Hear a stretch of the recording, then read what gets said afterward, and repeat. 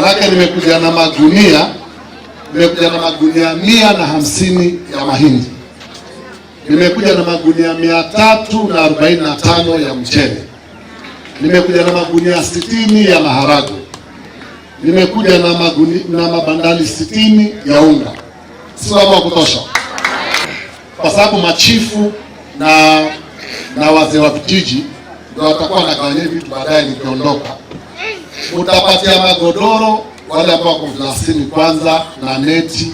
Tukasema tukipata wataalamu, tunaomba tunapopata wataalamu kutoka kwa county waje wafanye assessment. Wanaweza pia ikiwezekana tukajengewa mitaro kama vile niliojengewa kule Malindi, kama vile Your Excellency tulivyofanya kule Malindi.